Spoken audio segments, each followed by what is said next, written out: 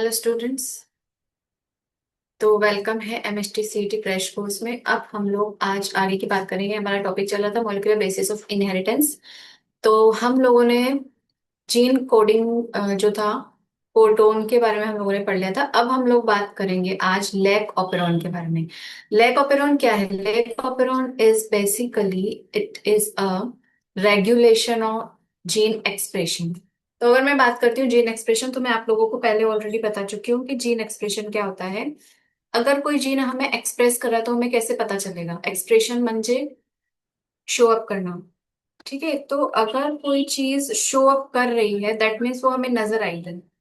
जैसे कि अगर जीन हमारे, अगर मान लो कि ब्लैक हेयर्स है, तो इसका मतलब है कि ब्लैक हेयर वाला जीन ने अपना एक्सप्रेशन शो किया है।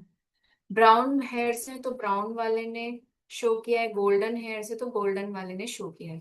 दैट मीन्स वो उससे रिलेटेड जो प्रोटीन है वो बना है। ठीक है, तभी वो कलर प्रोवाइड करेगा उसको। तो दैट मीन्स ये है कि जीन एक्सप्रेशन का सीधा सीधा रिलेशन है प्रोटीन सिंथेसिस से। तो अगर मैं बात करती हूँ जीन एक्सप्रेशन की, तो that means this is our protein synthesis, और प्रोटीन सिंथेसिस के प्रोसेस को हम बोलते हैं ट्रांसलेशन। क्लियर है? तो देखिए, ट्रांसलेशन का जो प्रोसेस है वो कैसे होता है। ट्रांसलेशन जो है वो यानी कि जीन एक्सप्रेशन जो होता है, यानी ट्रांसलेशन तक हमें पहुंचना है, यानी कि हमें डीएनए सिंथेसिस से वाया आरएनए जाना है, और देन हमको जाना है प्रोटीन सिंथेसिस पे। हम डायरेक्ट नहीं आ सकते हैं, हमारे पास कोई शॉर्टकट नहीं है, हमें लॉन्ग रूट से ही जाना पड़ेगा।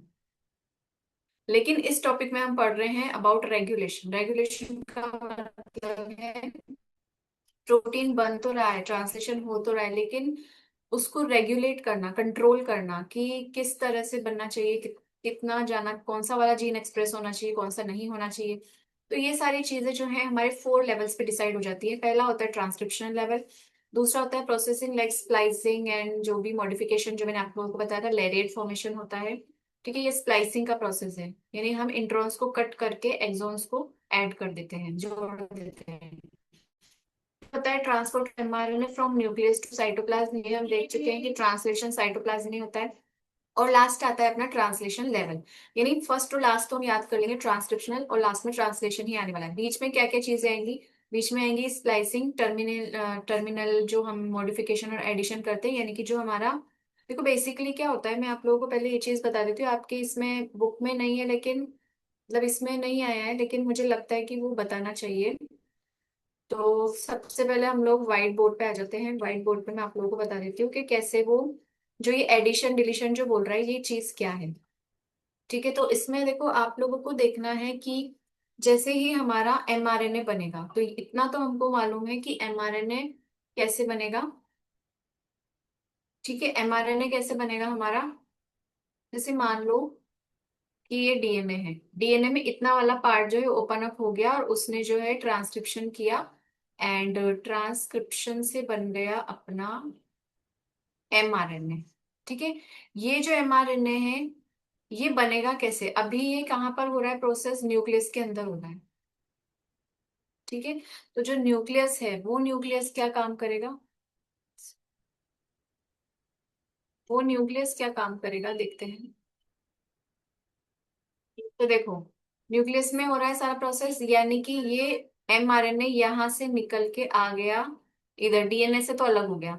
अब डीएनए से जब अलग हुआ तो हमने इसको क्या नाम दिया? HNRNA। यानी कि ये अभी मेच्योर नहीं है, इसमें इंट्रॉन भी है, एक्सॉन भी है। ठीक है, इंट्रॉन एक्सॉन को जब हमने कट कर दिया तो हमने बना दिया एक्सॉन ही ओनली हमारे पास है, और ये थोड़ा सा स्मॉल होगा। हमने बना दिया मेच्योर एमआरएनए, यानी कि मैसेंजर आरएनए। अब ये जो मैसेंजर आरएनए है, ये क्या करेगा? ये मैसेंजर आरएनए अभी मॉडिफिकेशन करेगा, यानी कि इस मैसेंजर आरएनए में अभी ये बेचारा मेच्योर हुआ ही है। ठीक है, तो हमको इसको प्रोटेक्ट करना पड़ेगा, नहीं तो इतने सारे जो एंडोन्यूक्लियस हैं, एक्सोन्यूक्लियस हैं, वो इसको कट कर देंगे। लेकिन हमको इसको साइटोप्लाज्म तक सुरक्षित लेके जाना है ताकि हम प्रोटीन सिंथेसिस कर सकें। तो हम क्या करेंगे, इसको यहाँ पर 5 प्राइम जो स्टैंड है वहां पर 5 मिथाइल ग्वानोसिन नाम की एक कैपिंग कर देंगे, नहीं मिथाइल ग्रुप की एक कैपिंग यानी हेलमेट इसको पहना देंगे। ठीक है, इसका सिर तो हमने बचा लिया, अब इसकी पूंछ रह गई, तो ये 3 प्राइम को हम पूंछ बोलते हैं, यानी कि टेल। इस पे हम लोग क्या ऐड करेंगे, इस पे हम लोग पोली ए यानी पॉली एडेनिन को ऐड कर देंगे। कितना ऐड करेंगे ये भी इंपॉर्टेंट है।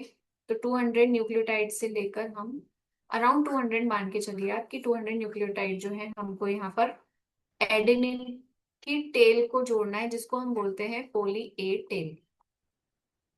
ठीक है, पॉली ए टेल हम लोगों ने जोड़ दी। तो देखो हमने इसका सिर भी बचा लिया और इसकी पूंछ भी बचा ली। इसका फायदा यह है कि जैसे ही एक्सोन्यूक्लियस आएगा कट करने के लिए, इसको खाने के लिए आएगा, तोड़ने के लिए आएगा, तो वो देखेगा अरे बाप रे, यहाँ तो सिरा है ही नहीं, कैसे तोड़ूं। तो ये जो एक्सोन्यूक्लियस है ये घूम कर फिर इधर पूंछ की तरफ आएगा, इधर से कोशिश करेगा, इधर से वो देखेगा ठीक है यहाँ से मुझे कुछ मिल रहा है, तो वो धीरे धीरे कट करना शुरू करेगा। जैसे ही वो कट करना शुरू करेगा उतने में हमारा जो एमआरएनए है वो पहुंच जाएगा साइटोप्लाज्म में, और साइटोप्लाज्म में पहुंचते ही फटाफट से उसका कर दिया जाएगा ट्रांसलेशन। ठीक है, तो इस तरह से जब ट्रांसलेशन का प्रोसेस कंप्लीट हो जाएगा उसके बाद ये धीरे धीरे इतने टाइम में इतने सारे पोली ए को उसको कट करना पड़ेगा। तो कट करते करते जैसे ही ये मेन हमारे जीन पर आएगा तब तक हम प्रोटीन सिंथेसिस कर चुके होंगे। और अब अगर ये एमआरएनए को कट कर दे तो हमें कोई फर्क नहीं पड़ता, क्योंकि नया एमआरएनए हमारे पास तब तक बन के आ जाएगा, इसका काम हो गया। इसलिए बोला जाता है कि एमआरएनए जो होता है, आरएनए जो हमारा होता है, उसका लाइफ स्पैन जो है वो शॉर्ट होता है। ठीक है, तो शॉर्ट लाइफ स्पैन इसीलिए होता है क्योंकि जो रीजन मैंने आपको बताया उसी के कारण। ठीक है, तो इस तरह से हम उसको थोड़े टाइम के लिए प्रोटेक्ट कर देंगे ताकि वो प्रोटेक्ट हो जाए, और उसके बाद जो है हमारा सारा का सारा काम जो है वो अच्छे से हो जाए। तो ये चीज आपको समझ में आ गई, तो इसीलिए वो बोल रहे हैं कि ट्रांसक्रिप्शन लेवल पे हम इस तरह से उसको क्या करते हैं, रेगुलेट यानी कि कंट्रोल करते हैं। क्लियर है, तब तक वो साइटोप्लाज्म में जाए न्यूक्लियस से। तो उसको हमने क्या नाम दिया है, addition and modification. Then mRNA को सुरक्षित लेके जाना है साइटोप्लाज्म तक, और उसके बाद ट्रांसलेशन लेवल पे हमें कंट्रोल करना है। तो ये प्रोसेस हम देखेंगे। टाइम टेकन कितना होता है, देखो रेप्लिकेशन क्वेश्चन सीधा उठ के आएगा, 20 मिनट्स बैक्टीरिया में रेप्लिकेशन का टाइम होता है। इसी के अकॉर्डिंग हम जो भी न्यूमेरिकल्स करते हैं वो इसी के अकॉर्डिंग करते हैं कंसिडर करके। नेक्स्ट आता है ट्रांसक्रिप्शन। ट्रांसक्रिप्शन जो है 40 to 80 न्यूक्लियोटाइड पर सेकेंड होता है, वो मैं आपको पहले भी बता चुकी हूँ। एग्जैक्ट दिया है 50, तो हम 50 को टिक करेंगे, अगर रेंज में दिया है तो हम रेंज को टिक करेंगे। ट्रांसलेशन अगर पूछा जाता है टाइम कितना लगता है, तो 20 सेकेंड से लेकर सेवरल मिनट्स। वो पर्टिकुलर किसी भी इंडिविजुअल पर डिपेंड करता है कि ह्यूमन में हो रहा है या फिर किसी बर्ड में हो रहा है या फिर स्नैक वगैरह किसी में हो रहा है। ठीक है, तो उसके बाद हम लोग बात करते हैं, अब हम बात करेंगे अपने ओपेरॉन सिस्टम की। तो जो ओपेरॉन सिस्टम है उसको हम लोग देख लेते हैं। ओपेरॉन सिस्टम को अगर हम लोग बात करेंगे तो किस तरह से, चलिए तो पहले हम डेफिनेशन देखेंगे ओपेरॉन की। What do you mean by operon. Operon is a DNA segment, DNA का एक छोटा सा सेगमेंट होता है जो कि एक रेगुलेटिंग यूनिट है, रेगुलेटरी यूनिट है, जो कि रेगुलेटर जीन उसमें होगा, प्रमोटर जीन होगा, ऑपरेटर जीन होगा, और स्ट्रक्चर रिप्रेसर और इंडिकेटर, ये सारी की सारी एक यूनिट मिलके बना लेते हैं। उस यूनिट को हम बोलते हैं ऑपेरॉन सिस्टम या फिर ऑपेरॉन कंसेप्ट। ट्रांसक्रिप्शन कंट्रोल जो है वो जीन रेगुलेशन के टाइम पे होता है। ट्रांसक्रिप्शन को कंट्रोल किया जाता है कि क्या किस तरह से करेंगे, वो अभी हम लोग पूरा प्रोसेस देखेंगे। एंड देन हम लोग मेटाबॉलिक पाथवे को, जो भी हमारा प्रोटीन सिंथेसिस का पाथवे है, उसको हम रेगुलेट या कंट्रोल करते हैं कि जरूरत पड़ने पर ही प्रोटीन बनाया जाए, अननेसेसरी प्रोटीन का सिंथेसिस ना हो। तो ये चीज आ जाती है।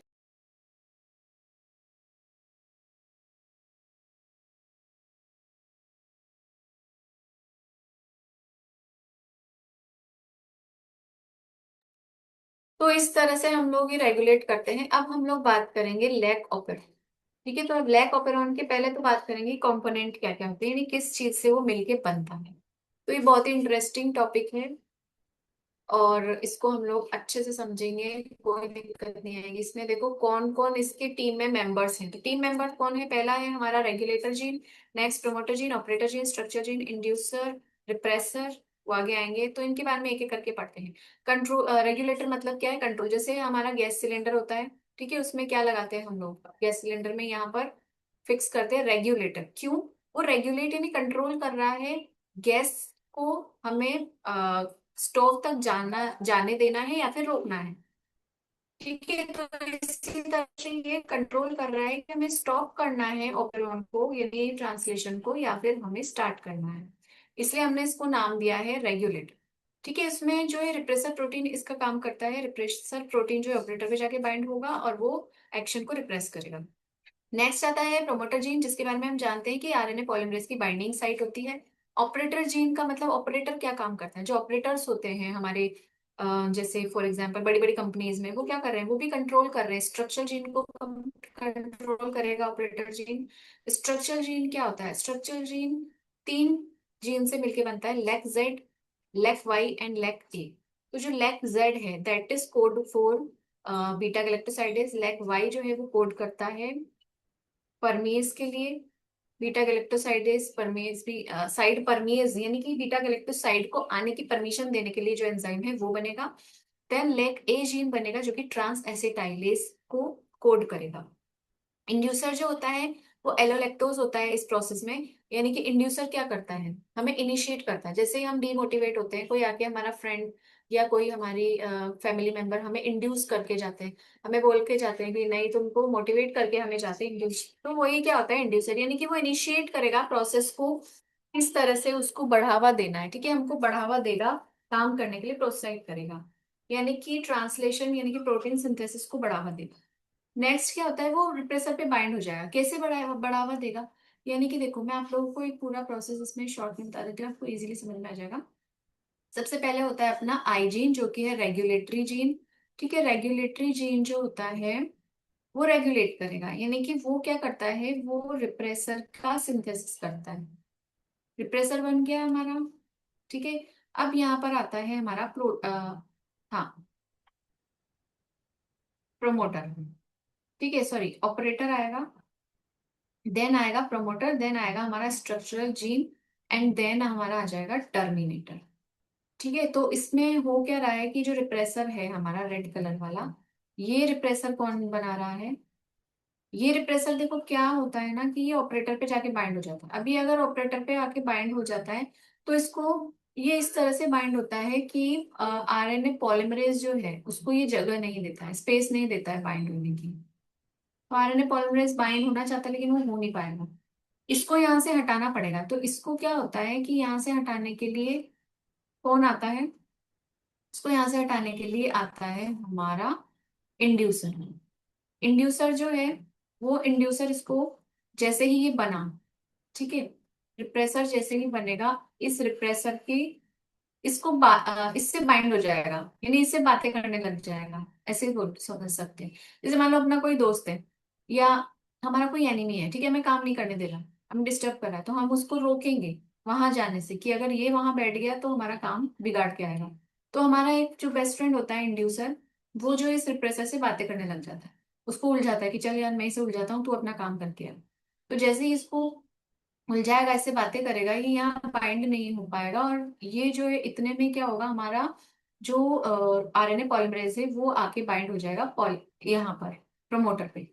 प्रोमोटर पे जैसे ही बाइंड हुआ स्ट्रक्चरल जीन बन जाएंगे। उस स्ट्रक्चरल जीन में क्या होते हैं, क्योंकि ये पॉलीसिस्टोनिक एमआरएनए बनाते हैं, इसीलिए क्या होता है, पॉलीसिस्टोनिक का मतलब होता है कि एक ही जीन, स्ट्रक्चरल जीन से हम तीन तरह के एमआरएनए बनाएंगे, जो कि तीन तरह के अलग अलग प्रोटीन का फॉर्मेशन करेंगे।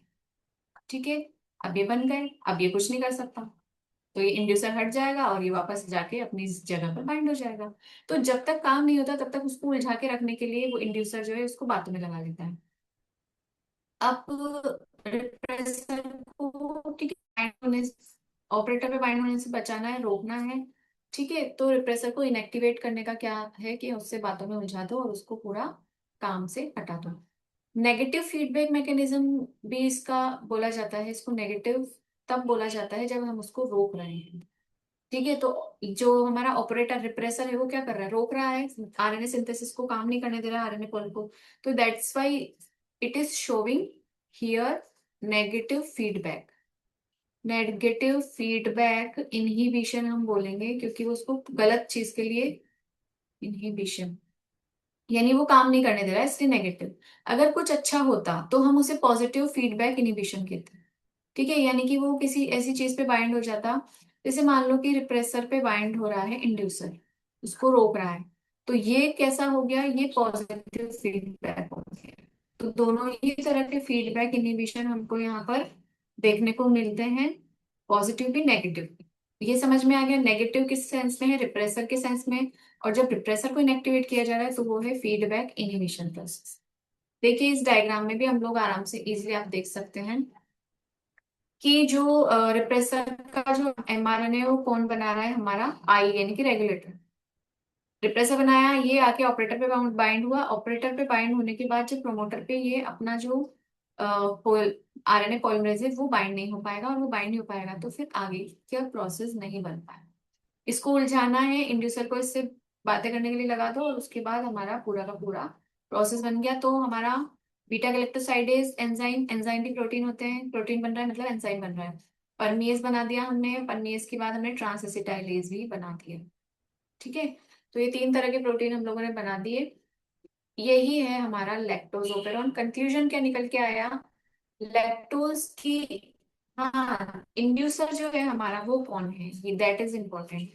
जो हमारा इंड्यूसर है वो एक्ट करता है कौन, एलोलैक्टोज। एलोलैक्टोज जो है,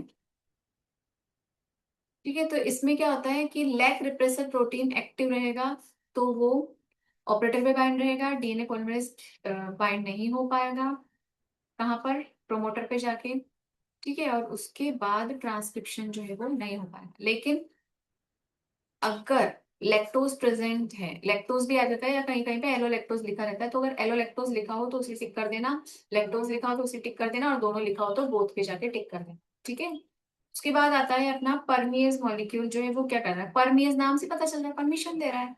वो क्या परमिशन देगा कि थोड़ा बहुत लैक्टोज अंदर आ जाए, ताकि बाकी बचा हुआ थोड़ा बहुत जो इंड्यूसर मतलब रिप्रेसर को जो बाइंड करने के लिए हमें चाहिए वो हमें बाहर से मिल जाए। तो जैसे ही परमिएज बनेगा वैसे ही वो अलाउ करेगा बाहर से, और लैक्टोज को आने देगा, आ जाओ आ जाओ, सेल में आएगा लैक्टोज। उसके बाद वो वही रिप्रेसर को बाइंड करेगा, बाइंड करने के बाद उसको उलझा के रखेगा, तो बीटा गैलेक्टोसाइडेज मॉलिक्यूल बन जाएगा। बीटा जो कि प्रेजेंट है वो कन्वर्ट हो जाएगा लैक्टोज में, क्योंकि हमें लैक्टोज ही तो बनाना है। और लैक्टोज हमें इसलिए बनाना है क्योंकि उसकी बॉडी को चाहिए, उसकी बॉडी को एनर्जी चाहिए, लैक्टोज बनाएगा।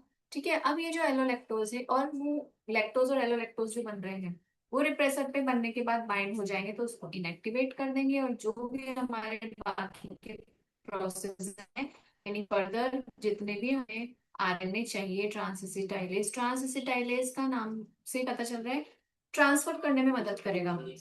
यानी कि वो क्या कर रहा है कि वो अलाउ कर रहा है कौन, परमीज। और ट्रांसफर कौन करके लेके आ रहा है, यानी अपनी गाड़ी पे कौन बिठा के लेके आ रहा है, ट्रांस एसिटाइलेज। तो ट्रांस एसिटाइलेज लेके आएगा लैक्टोज को अंदर की तरफ, और बीटा गैलेक्टोसाइडेज जो है वो बीटा गैलेक्टोसाइड को किस में कन्वर्ट कर देगा, गैलेक्टोसाइड को कन्वर्ट कर देगा किस में, लैक्टोज में। क्लियर है यहाँ तक, ठीक है। इसके बाद हम आगे की बात करें।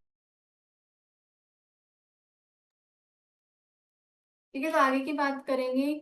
जो आरएनए पॉलीमरेज है वो प्रोमोटर पे बाइंड हो गया। ठीक है, सारे के सारे स्ट्रक्चर जीन हो गए और हमारे तीन प्रोटीन्स हमें मिल गए। तो बस इतना सा ही कंसेप्ट है लैक्टोज ओपेरॉन का, लैक ओपेरॉन का, इसमें कोई दिक्कत नहीं है, आराम से आपको समझ में आ गया। नेक्स्ट बात करते हैं ह्यूमन जीनोम प्रोजेक्ट की, जो शॉर्ट में दिया जाता है HGP।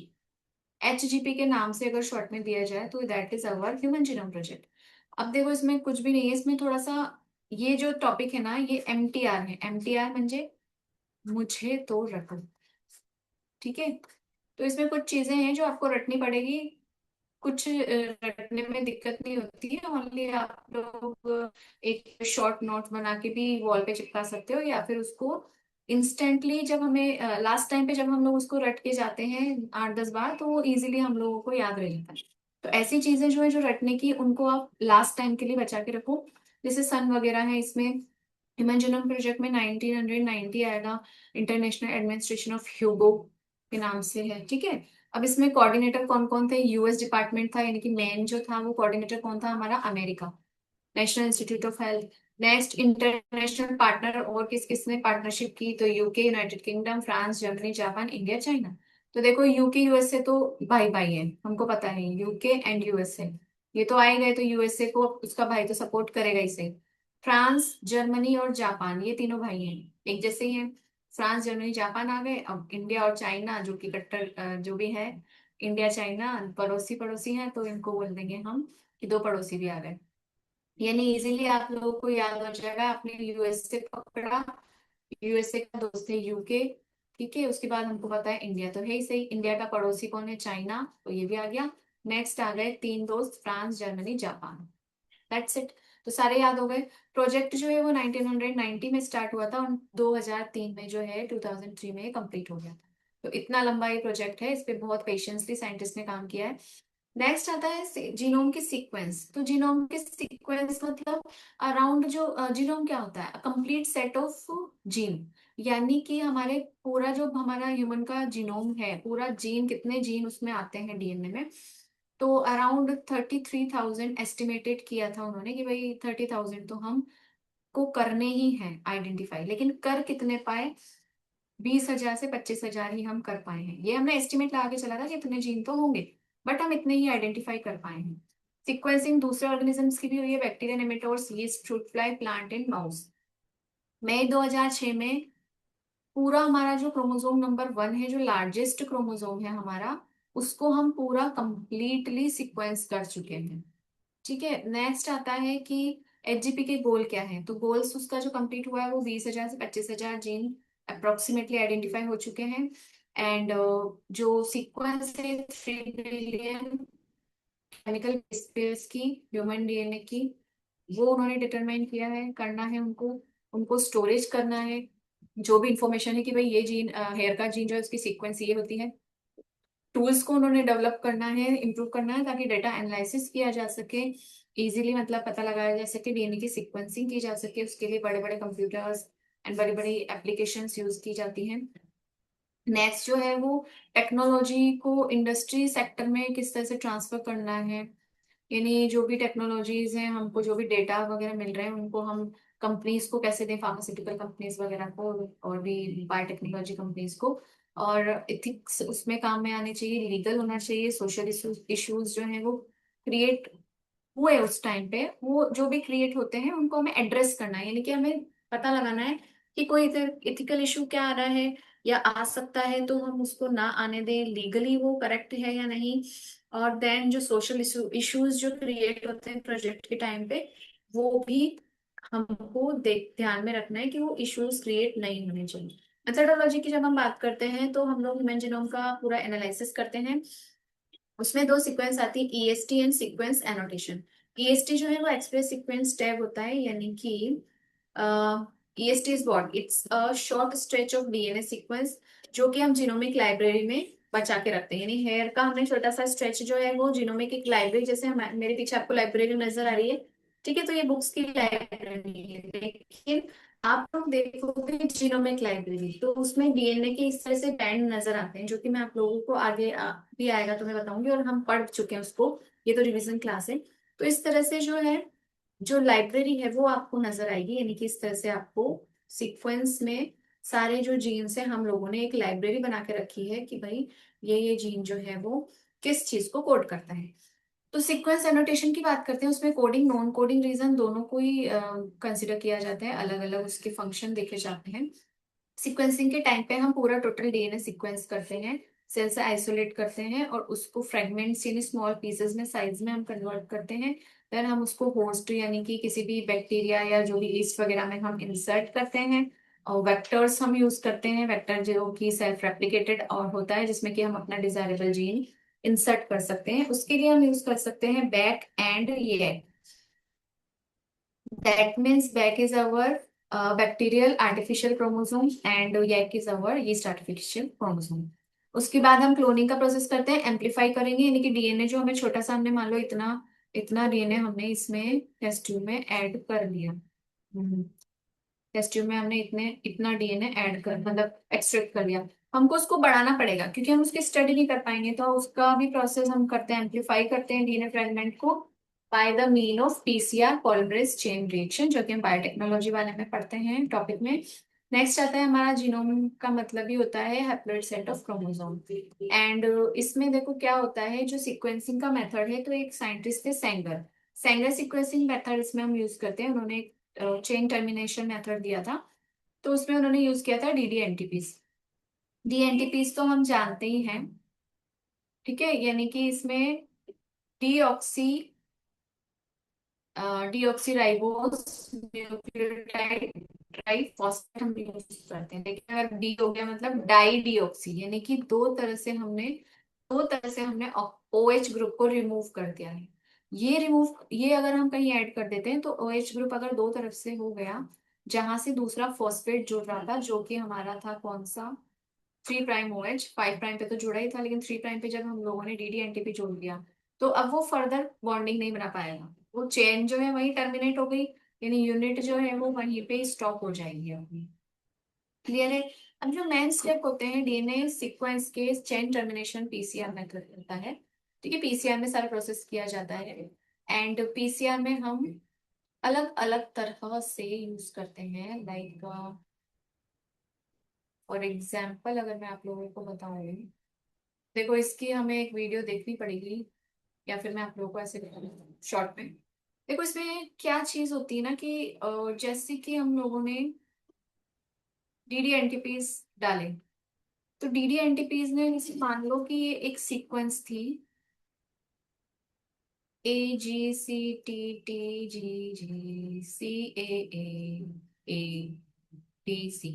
ये एक सीक्वेंस है। अब मान लो कि डीडी एनटीपी ने, यहाँ वो हो सकता है वो यहीं पे, जैसे इसको एम्पलीफाई कर रहे हैं तो वो हो सकता है यहीं पे आके जुड़ जाए, ठीक है, या फिर दो के बाद जुड़े, तीन के बाद जुड़े, तो इस तरह से चार के बाद जुड़े, तो अलग अलग जगह अलग अलग रैंडमली वो जाके ऐड हो जाता है। इसीलिए हमको इस तरह से बच्चों अलग अलग साइज के बैंड्स मिल जाते हैं। तो ये बेसिकली यही सीक्वेंसिंग है। इसी से हमको देखो पता होता है कि हमने डीएनटीपी कौन सा डाला है। यानी एक ट्यूब में हम डाल देंगे डीडी एनटीपी, यानी कि डीडी एटीपी। दूसरी में हमने डाल दिया, दूसरी टेस्ट ट्यूब में डीडी सीटीपी, डीडी सीटीपी। तीसरी टेस्ट ट्यूब में हमने डाल दिया डीडी जीटीपी, और चौथी टेस्ट ट्यूब में हमने डाल दिया डीडी टीटीपी। तो इससे से हमें पता होता है कि ये वाली टेस्ट ट्यूब में अगर हमने इस वेल में डाली है, तो दैट मीन्स वो किसकी टेस्ट ट्यूब है, डीडी एटीपी की। यानी कि अगर वो उसने चेन टर्मिनेशन किया, यानी हमें पता चल गया कि क्या कौन जाके लास्ट में जुड़ा है, हमारा ए जुड़ा है। ठीक है, तो इस तरह से हम सीक्वेंसिंग कर लेते हैं। उसके बाद सेकेंड वेल में हम लोग डालेंगे डीडी सीटीपी, टीटीपी डालेंगे, जीटीपी डालेंगे, तो हमको पता होगा। तो जैसे हमें पता होगा, हमें मालूम होगा, अकॉर्डिंग टू बैंड हम लोग साइज को पता लगा लेंगे कि ठीक है, पहले ए था, देन जी आया, देन सी आया, देन टी आया। तो इस तरह से हम पूरी की पूरी डीएनए की सीक्वेंस कर लेते हैं। ठीक है, अलग अलग साइज के अकॉर्डिंग। जैसे मान लो ये 3 बेस पेयर का मिला, 4 वाला यहाँ मिला हमें, तो हमें पता है, नहीं सॉरी, यहाँ मिला 4, यहाँ 5 वाला मिला। तो इस तरह से अरेंज हम कर लेते हैं कि अच्छा ये लार्ज बढ़ता जा रहा है ना साइज, दैट मीन्स एक एक न्यूक्लियोटाइड ऐड होता जा रहा है। तो जैसे जैसे ऐड होता जाएगा हमें पता लगता जाएगा कि कौन सा न्यूक्लियोटाइड किसके बाद ऐड हुआ। क्लियर है। अब हम लोग बात करते हैं मेन स्टेप्स की। तो चेन टर्मिनेशन डीएनए सीक्वेंस वो हम देख ही चुके हैं कि चेन टर्मिनेशन किस तरह से होता है। अब ये देखो दो तरह से किया जा सकता है, एक तो मैनुअल, एक ऑटोमेटेड। मैनुअल का मतलब तो ये है कि भाई मैं खुद से बैठकर एक एक जो है उसमें अपेंड्रॉफ में मैं माइक्रोपिपेट के थ्रू एक एक जो है उसको इंसर्ट करूं, डीएनए को, ठीक है, इस सैंपल को उसमें ऐड करूं। दूसरा है कि भाई मैंने एक मिक्स करके छोड़ दिया, एक ही ट्यूब में मैंने मिक्स कर दी, डीडी एटीपी जीटीपी सीटीपी सब मैंने एक में कर दी, और फ्लोरेंस डाइट में मैंने ऐड कर दी। तो वो क्या करेंगे, रंग दे देंगे। यानी कि मुझे ये पता है कि रेड वाला जो है वो एटीपी था, ठीक है, और दूसरा कलर ले लेते हैं येलो वाला, मुझे पता है मैंने सी को कलर दिया है। नेक्स्ट मुझे पता है कि ब्लू कलर मैंने दिया है जी को, ठीक है, और नेक्स्ट फिर उसके बाद ग्रीन कलर लेते हैं, ग्रीन कलर मैंने दे दिया है टी को। यानी मुझे पता है, तो जो भी कलर शो करेगा इस फ्लोरेसेंट इसमें अपेंड्रॉफ में, जब हम लोग रन कराएंगे यहाँ पे, तो बैंड कलर देंगे। तो जैसे ही वो कलर देंगे हमें सीक्वेंस पता चल जाएगी एक ही बार में कि कौन सा वाला जो पार्ट है वो किसके बाद आए। क्लियर है। तो इस तरह से भी होता है। साइज सेपरेशन मेथड जो है बाई जेल इलेक्ट्रोफोरेसिस, जो मैंने आपको बता दिया कि साइज अलग अलग साइज के हमें फ्रेगमेंट्स मिल जाते हैं। जेल को एनालिसिस किया जाता है, वो मैंने आपको बता दिया कि देखो एक जेल होती है, जैसे हमने मान लो इलेक्ट्रोफोरेसिस किया तो मैं जो एपेंड्रोफ आपको बता रही हूँ, इस तरह से अलग अलग वेल मतलब ऐसे ऐसे छोटे छोटे गड्ढे जो है वो हम बना देते हैं, और इसमें हम अपना सैंपल डीएनए का अपलोड कर देते हैं। ठीक है। इसमें अपलोड करने के बाद ऐसे पिपेट होती है, पिपेट से हम अपलोड करते जाते हैं अलग अलग टेस्ट ट्यूब्स में या अपेंडोफ में। अपेंडोफ में जब हम लोग फिर इसको रन कराते हैं इलेक्ट्रिसिटी के माध्यम से प्लस माइनस चार्ज करके, डीएनए नेगेटिव होता है ना, हाँ, तो फिर यहाँ माइनस रखेंगे और यहाँ पॉजिटिव, क्योंकि वो अपोजिट की तरफ जाएगा। तो उसको रन कराना है तो हमें ऐसे ही करना होगा। ठीक है। तो इस तरह से वो रन करता है, अलग अलग फ्रेगमेंट्स हमें मिल जाते हैं। इसको हम एक एक्सरे की फिल्म लेके हम उसको डाउन यूवी रेज के अंडर इसको देखा जाता है। तो एक्सरे इसलिए रखा जाता है ताकि हमारी आईज पे वो इफेक्ट ना डाले। ठीक है। तो ऐसे शीट यूज करके हम लोग देख लेते हैं और हमको एक बहुत ही सुंदर सा जो है बैंड मिल जाता है। और देखो कहीं कहीं जगह पर ये ऑटोमेटेड भी होता है, तो ऑटोमेटिकली भी वो बैंड शो कर देता है। ठीक है, क्योंकि टेक्नोलॉजी जो है वो बहुत आगे जा चुकी है।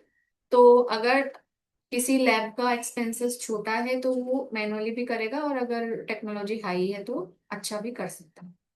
ठीक है। इस तरह से अलग अलग चीजें हो जाती हैं। तो क्लियर है। ये मैंने आप लोगों को बता दिया। अब साइलेंट फीचर्स क्या है ह्यूमन जीनोम प्रोजेक्ट के। तो जो ऑब्जर्वेशन किया वो क्या किया गया कि जो ह्यूमन जीनोम है, ह्यूमन का जो जीनोम है यानी हमारा जो जीनोम है उसमें 3164.7 मिलियन बेस पेयर्स हैं।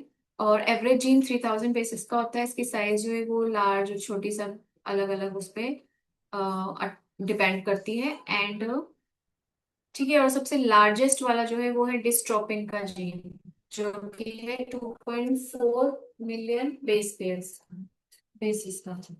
नेक्स्ट आता है टोटल नंबर, जो हमने एस्टिमेट किया था वो 30,000 था। ठीक है, जीन का। और उससे पहले हम लोगों ने एस्टिमेट किया था 80,000, और उसके पहले हमने 80,000 से 1,40,000 जीन हम लोग एस्टिमेट हमने सोच लिया था, मतलब कर लिया था। दैट मीन्स अब हमारा 99.9% न्यूक्लियोटाइड बेसिस जो एग्जैक्टली सब में ही सेम होता है।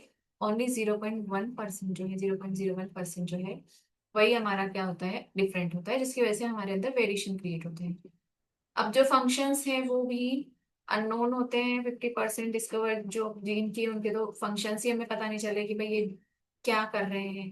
लेस देन 2% जीनोम ही प्रोटीन को कोड करते हैं, बाकी सारा जंक डीएनए, फालतू का डीएनए हमारे अंदर होता है। ठीक है, जो कि बेकार पड़ा हुआ है, उसका कोई काम ही नहीं है हमारी बॉडी में। रिपीटेड सीक्वेंस जो है वो बहुत ज्यादा होती है ह्यूमन में, जो कि कोई काम की नहीं होती है। और वो हीटरोक्रोमेटिन में रीजन नहीं हमें देखने को मिलती है। ठीक है, रिपीटेटिव सीक्वेंस जो है वो अलग अलग 100 से लेकर 1000 तक के स्ट्रेच होते हैं बेस पेयर्स के। एंड मतलब AGCD ये जो अपन देख रहे हैं ना, ये 100 तक, 100 से लेकर 1000 तक ये सीक्वेंस हो सकते हैं।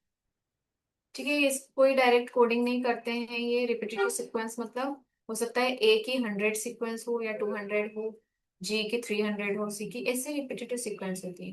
क्रोमोसोम 1 जो है वो हमारा सबसे बड़ा जो क्रोमोसोम होता है उसमें 2968 जीन प्रेजेंट होते हैं सबसे ज्यादा, और सबसे कम जो है वो वाई जीन क्रोमोसोम पे होते हैं 231। इस पे क्वेश्चन आ जाता है, it is very important, mark कर लो इसको। साइंटिस्ट जो है उन्होंने 1.4 मिलियन लोकेशंस पता की हैं अलग अलग, जैसे मान लो अलग अलग लोकेशंस पे भी वो जीन जाकर जो है हमें फाइंड आउट हो सकते हैं। ठीक है, तो वो उसकी वजह से हम जो है डिजीज रिलेटेड जो है ट्रेसिंग कर सकते हैं हमारी हिस्ट्री की, कि हमारे एंसेस्टर जो हैं उनमें कौन कौन से डिसऑर्डर्स डिजीज रहे थे जो कि हमारे अंदर ट्रांसफर हुए हैं। और किसी में एक्सप्रेस हुए किसी में नहीं हुए, तो जिसमें एक्सप्रेस हुए इसको बीमारी हुई, नहीं हुए तो वो सेफ है। नेक्स्ट आता है डीएनए फिंगरप्रिंटिंग, जो कि डिस्कवर किया था सर एलेक्स जेफरी ने 1984 में।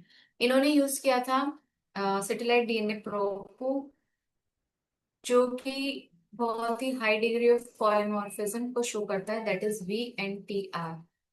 VNTR is variable number tandem repeats. ठीक है, यानी कि एक रिपीटिव सीक्वेंस होती है छोटी सी, जो सब में अलग अलग होती है। और ये आती कहाँ से है, हाफ आएगी अपने फादर से और हाफ आएगी मदर से।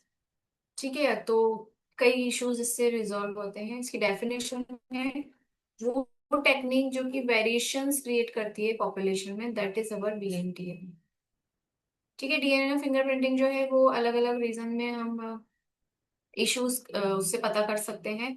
और उसमें क्या होता है कि सेंट्रिफिकेशन किया जाता है, पहले तो डीएनए का एक्सट्रैक्शन करते हैं। सेंट्रिफिकेशन किया, फिर उसके बाद हम उसका इलेक्ट्रोफोरेसिस करते हैं। देन हम लोग मैच करते हैं कि जैसे मान लो डिस्प्यूट हो रहा है कि ये दो कपल जो है बोल रहे हैं कि ये हमारा बेबी है, ठीक है, और दो बोल रहे हैं हमारा बेबी है, डिस्प्यूट है बच्चे को लेकर। तो उसमें भी जो है जिसके पेरेंट उसके दोनों वीएनटीआर मैच हो जाएंगे, वही उसके फादर और मदर होंगे। ठीक है, उसके बाद क्रिमिनल केसेस में भी इसके बारे में हम पता लगाते हैं, तो आगे देखते हैं। ओके, तो सेटल बल्क डीएनए जो है वो मेजर पीक ऐसे शो करता है, और स्मॉल पीक्स मतलब सेटेलाइट डीएनए। तो ये सब एनालिसिस किया जाता है जब ग्राफिकल रिप्रेजेंटेशन हम देखते हैं टेक्नोलॉजी में। पीक्स जो है वो बेस कंपोजिशन पे, लेंथ ऑफ सेगमेंट और रिपीटेटिव कितना नंबर रिपीट है उस पर डिपेंड करता है। ज्यादा है तो ज्यादा पीक, छोटा है तो कम, है तो कम पीक। दो तरह से हम सेटेलाइट डीएनए को हमने क्लासिफाई किया है, mini satellite and micro satellite. तो मिनी जो है, मिनी मतलब मिनी, मिनी चिप, थोड़ा बड़ा छोटा होगा वन इतना। माइक्रो उसका भी छोटा, उससे भी छोटा, यानी कि 11 to 60 बेस पेयर का अगर सीक्वेंस है तो मिनी है, और 1 to 6 का ही है ओनली रिपीटेटिव सीक्वेंस, तो वो है माइक्रो। क्लियर है? तो इस तरह से रिपीटेटिव सीक्वेंस होती हैं जो कि वीएनटीआर क्रिएट करती हैं। ये सीक्वेंस नॉर्मली कोई प्रोटीन कोड नहीं करती है, लेकिन सबसे ज्यादा हमारे जीन में बेकार की सीक्वेंस देखने को मिलती है, जो कि हाई डिग्री ऑफ पॉलीमॉर्फिज्म, यानी कि हमारे अंदर जो विभिन्नता है उसको शो करती है। यानी इतनी इतनी सी छोटी छोटी सी सीक्वेंस हमारे अंदर इतना लार्ज वेरिएशन क्रिएट करती है। हमारा सोच, हमारे एक्शंस, हमारा जो फीचर्स है, कैरेक्टर्स, ये कैरेक्टरिस्टिक्स, हमारी आदतें, हैबिट्स, सब चीजें डिफरेंट हो जाती हैं।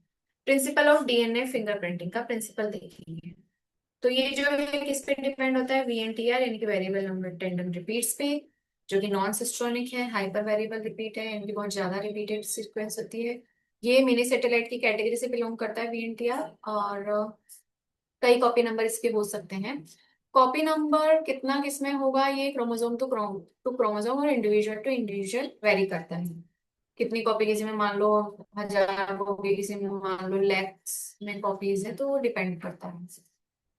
कॉपी नंबर के बाद आते हैं हम नंबर ऑफ रिपीट जो होता है, उस कितना रिपीट हो रहा है, ये मान लो किसी में 2000, किसी में 1000, तो उस चीज की वजह से हमारे अंदर वेरिएशन क्रिएट होते हैं। ठीक है, उसके बाद जो मोनोजाइगोटिक ट्विंस होते हैं, यानी एक ही जाइगोट, यानी कि एक ही एग से दो स्पर्म फ्यूज हो गए, ठीक है, तो वो जो ट्विंस और वो बाद में स्प्लिट हो जाता है, तो वो मोनोजाइगोटिक होते हैं। एग्जैक्ट कॉपी होंगे, उनके फिंगरप्रिंट भी डिफरेंट नहीं होते, तो वीएनटीआर तो क्या ही चाहिए। ठीक है, तो उसमें मोनो आइडेंटिकल, मोनोजाइगोटिक के आइडेंटिकल ट्विंस में जो है मैच हो सकता है, उसमें वीएनटीआर एग्जैक्ट मिलेंगे। बाकी हमारे वीएनटीआर हमारे पेरेंट्स से भी एकदम एग्जैक्ट नहीं मिलते, ओनली थोड़ा सा ही पार्ट पेरेंट, जैसे मान लो कुछ एक पार्ट फादर से मैच हो गया, कुछ एक पार्ट मदर से मैच हो गया, बाकी का जो है हमारा खुद का अलग भी जो है अपना सिलसिला होता है, क्योंकि वेरिएशन सब में होते हैं, तो उस हिसाब से हम आइडेंटिफाई करते हैं। ठीक है, अब हम लोग बात करते हैं, जैसे मान लो कहीं पे क्राइम हुआ और वहां पर हमको किसी का blood sample, hair follicle, skin, bone, saliva या स्पर्म मिल गया, तो उससे जो है बहुत ज्यादा लार्ज पॉलीमॉर्फिज्म क्रिएट हो जाता है, और हम लोग पता लगा सकते हैं कि जो क्रिमिनल है वो क्रिमिनल कौन है। ठीक है, तो एक छोटा सा पार्टिकल से भी हम पता लगा सकते हैं। डीएनए पॉलीमॉर्फिज्म क्या होता है, ये वेरिएशन होता है, जेनेटिक लेवल पे वेरिएशन होता है, या म्यूटेशन हम कह सकते हैं। ठीक है, और ये अगर ये हेरिटेबल म्यूटेशन है तो ये पॉपुलेशन में हाई फ्रिक्वेंसी पे इफेक्ट डालता है, उसी को हम बोलते हैं डीएनए पॉलीमॉर्फिज्म। यानी पूरा उसने स्ट्रक्चर ही चेंज कर दिया। देखो, अगर आप हैं तो आप अपने एग्जैक्ट अपने फादर या मदर के जैसे नहीं दिखोगे, ना ही बहन भाई के जैसे दिखोगे, तो वही डीएनए पॉलीमॉर्फिज्म का इफेक्ट है। ठीक है, वीएनटीआर जो है वो होता है पेरेंट्स से, एंड ये जेनेटिक मार्कर की तरह हमारी पर्सनैलिटी, पर्सनल आइडेंटिटी टेस्ट में हम पता लगा सकते हैं। हाफ फादर से मिलेगा, हाफ मदर से मिलेगा। नेक्स्ट जो टेक्निक है फिंगरप्रिंटिंग की, सदन ब्लोटिंग के थ्रू ये किया जाता है। होता वही है, वेल बनाएंगे, लेकिन वो जो वेल होते हैं वो थोड़े से राउंड शेप में होते हैं। सदर्न या वेस्टर्न ब्लोटिंग जो है वो यूज करते हैं हम डीएनए आइडेंटिफिकेशन के लिए। ठीक है, सदर्न ब्लोटिंग जो है वो यूज करते हैं हम प्रोटीन आइडेंटिफिकेशन के लिए। क्लियर है, तो ये याद रखना। सेंसिटिविटी जो होती है डीएनए फिंगरप्रिंटिंग टेक्निक की, वो पीसीआर के थ्रू हम, पीसीआर इतना ज्यादा सेंसिटिव है कि वो थोड़ा सा वेरिएशन भी होगा तो बैंड अलग उसको शो करेगा। स्टेप्स क्या है? सबसे पहले डीएनए आइसोलेट किया जाता है, इसको डाइजेस्ट करेंगे, उसके टुकड़े किए जाएंगे सेपरेट, अलग अलग इलेक्ट्रोफोरेसिस में जब हम उसको रन कराएंगे। देन फिर उसके बाद रन करने के बाद जैसे पीसीआर रन हो गया, हमें अलग अलग बैंड्स मिल गए, तो अब हम लोग क्या करेंगे? अब हम लोग उसको एक नाइट्रोसेल्यूलोज या नायलॉन की एक शीट होती है उसके ऊपर हम कवर कर देंगे। जैसे ही हमने इसको कवर किया, उसके बाद ये चिपक के उस शीट पे आ जाते हैं, उस मेम्ब्रेन पे आ जाते हैं। ठीक है, डीएनए फ्रेगमेंट, और उसको हम ऑटो रेडियोग्राफी से हम एनालिसिस कर देते हैं, एक्सरे फिल्म लगाकर, और उसके बाद डीएनए फिंगरप्रिंटिंग के बैंड्स हमको ऐसे फ्लोरेसेंट फॉर्म में ऐसे नजर आ जाते हैं अलग अलग जगह। ठीक है, तो ये है एप्लीकेशन इसके डीएनए फिंगरप्रिंटिंग का। हम लोग देख लेते हैं इसके फायदे क्या हैं। तो फायदे क्या हैं? डीएनए फिंगरप्रिंटिंग जो है हर एक टिश्यू, चाहे ब्लड हो, hair follicle, skin, bone, saliva, sperm, कोई भी है, वो सब में क्या होता है, कोई भी चीज अगर एक छोटी सी कोई भी एक पॉइंट हमें मिल गया तो वो बहुत हेल्पफुल हमारे लिए यूज में आ जाता है आइडेंटिफाई करने के लिए, फॉरेंसिक के लिए। फॉरेंसिक में क्राइम जो है वो रिपोर्ट किए जाते हैं, और क्राइम और इलीगल जो फोरेंसिक साइंस है उसमें यूजफुल होता है, ये जो इलीगल काम होते हैं। ठीक है, और रेप केसेस जो होते हैं उसमें, मान लो किसी का जो है स्पर्म जो है वो कहीं ड्रॉप उससे मिल गई, तो पता लग जाता है कि ये जो है, मान लो किसी ने कोई किसी और पे नाम लगा रहा है, इल्जाम लगा रहा है, तो उससे पता लग जाता है कि जो मेन क्रिमिनल है वो कौन सा पर्सन। ठीक है, उसके बाद पैटर्निटी मैटरनिटी डिस्प्यूट जो होते हैं, जैसे मैंने बताया कि एक कपल है वो बोलते हैं कि मेरा बेबी है, दूसरा कपल बोलता है मेरा बेबी। तो इस तरह से डिस्प्यूट में पता चल जाता है, हाफ फादर और हाफ मदर का आएगा, बीएनटीआर। ठीक है, उसके बाद ये पॉपुलेशन को बहुत ज्यादा डाइवर्स बनाता है, नहीं अनेक, यानी कि हमारे अंदर जो डाइवर्सिटी है वो किसकी वजह से? बीएनटीआर की वजह से। ठीक है, अब एक्स्ट्रा शॉर्ट्स जो है वो मैं आप लोगों को बता देती हूँ। एक्स्ट्रा शॉर्ट्स देख लो कि type of gene expression, inducible, constitutive, repressible. Inducible मतलब जीन का कोई कौन कर देगा, जो कि है इंड्यूसर। कॉन्स्टिट्यूटिव मतलब जो एंजाइम को ऑपरेट कर रहे हैं, बनने में हेल्प कर रहे हैं, वो कॉन्स्टिट्यूटिव, जो कि स्ट्रक्चरल जीन है। रिप्रेसिबल जो कि रिप्रेसर है, वो क्या करता है? दो तरह का होता है, पॉजिटिव नेगेटिव, मैंने बता दिया आपको। अगर इनिबिट करेगा तो नेगेटिव है, और स्विच ऑफ करेगा तो स्विच ऑन कर रहा है, यानी कि इनिशिएट कर रहा है प्रोसेस ऑफ प्रोटीन सिंथेसिस को, तो पॉजिटिव बन रहा है। डीएनए का जो स्ट्रैंड है वो फॉस्फेट और शुगर की मॉइटी से बनता है, हमें पता है, इंपॉर्टेंट पॉइंट से देख लो। और थायमीन का केमिकल नेम होता है 5 मिथाइल यूरेसिल, क्योंकि उसके 5 प्राइम के जो कार्बन है उस पे methyl group added. Next ratio हम देख चुके हैं, A+T/G+C कांस्टेंट होता है, हर स्पीशीज में अलग अलग है, ह्यूमन में अलग होगा, सब में अलग होगा। उसके बाद यूरिक प्रॉपर्टी होती है, हिस्टोन जो है वो लो मॉलिक्यूलर वेट का होता है, रिप्रेसर की तरह भी एक्ट करता है, क्योंकि ट्रांसक्रिप्शन को रोकता है। हिस्टोन प्रोटीन बाइंड हो गए तो जगह ही नहीं मिल रही आरएनए कोड को, कैसे को बाइंड होगा? ठीक है, तो रिप्रेसर की तरह ये भी एक्ट करते हैं। आरएनए की स्टेबिलिटी पे क्वेश्चन आता है, सबसे ज्यादा आरआरएनए है, फिर टीआरएनए, सबसे कम स्टेबल है एमआरएनए। मॉलिक्यूलर वेट सबसे ज्यादा डीएनए का, देन आरआरएनए का, देन टीआरएनए का। प्रमोटर साइट पे डीएनए, सॉरी, आरएनए पॉलीमरेज खुद ही हाइड्रोजन बॉन्ड ब्रेक करेगा और डीएनए के स्ट्रैंड को सेपरेट करेगा। ठीक है, यानी कि ये क्या है? वर्सेटाइल होता है। अंधा तो है बेचारा, ब्लाइंड है, लेकिन वर्सेटाइल है। बैक्टीरिया ट्रांसक्रिप्शन और ट्रांसलेशन कपल होता है। कपल का मतलब जैसे साइड में ट्रांसक्रिप्शन हो रहा है, साथ के साथ में राइबोसोम आगे बाइंड हो जाता है और अपना काम शुरू कर देता है। यानी ट्रांसलेशन ट्रांसक्रिप्शन साथ में से रहा, क्योंकि उसमें न्यूक्लियस तो है नहीं, तो न्यूक्लियस से वो साइटोप्लाज्म में आने तक कष्ट क्यों करेगा, वहीं पे वो ट्रांसलेशन शुरू कर देगा। ठीक है, नेक्स्ट आता है लैक्टोज जो है वो सबस्ट्रेट की तरह से यूज होता है, बीटा गैलेक्टोसाइड इसके सिंथेसिस को स्विच ऑन ऑफ करता है। ठीक है, परमेज एक्शन करेगा, ये सारी चीजें हम देख चुके हैं। रिप्रेसर जो है नेगेटिव रेगुलेशन होता है, और अगर इंड्यूसर प्रेजेंट है तो वो क्या कर रहा है, इसको रिप्रेसर को इंगेज कर रहा है, तो नेगेटिव रेगुलेशन की तरह एक्ट करता है, तो उसको पॉजिटिव बनाने कौन आता है, हमारा इंड्यूसर। ठीक है। डीएनए फिंगरप्रिंटिंग की सेंसिटिविटी जो है वो पीसीआर है, पीसीआर बहुत सेंसिटिव होता है। रिपीटेटिव सीक्वेंस जो है आइडेंटिकल सीक्वेंस होती है, 50% जो है, 50% से ज्यादा ह्यूमन जीनोम में प्रेजेंट होती है। इसके बाद आता है सिस्ट्रॉन। क्या है सिस्ट्रॉन? डीएनए या आरएनए मॉलिक्यूल को बोला जाता है जो कि प्रोटीन सिंथेसिस को कोड करते हैं। ठीक है। पॉलीसिस्टोनिक मतलब एक से ज्यादा कोडिंग, और मोनो यानी सिंगल कोडिंग। रिकॉन एक डीएनए का छोटा सा एक यूनिट होता है, स्मॉलेस्ट यूनिट, जो कि उसको रिकॉम्बिनेशन और क्रॉसिंग ओवर में हेल्प करेगा। म्यूटेंट एक छोटा सा unit क्रोमोसोम का जो चेंज क्रिएट करेगा, जिसमें चेंज हुआ उसको हमने बोला म्यूटेंट। जिसमें रिकॉम्बिनेशन हुआ यानी एक फ्रेगमेंट से टूट के दूसरे क्रोमोसोम पे चला गया, ये वाला ब्रेक होके इधर चला गया और ये वाला इधर आ गया, तो ये यूनिट, इस पर्टिकुलर फ्रेगमेंट को हम बोलेंगे रिकॉन, और पूरा जो जीन का सीक्वेंस है उसको बोलेंगे सिस्ट्रोन। क्लियर है? तो ये हमारा चैप्टर जो है वो कंप्लीट हो गया है।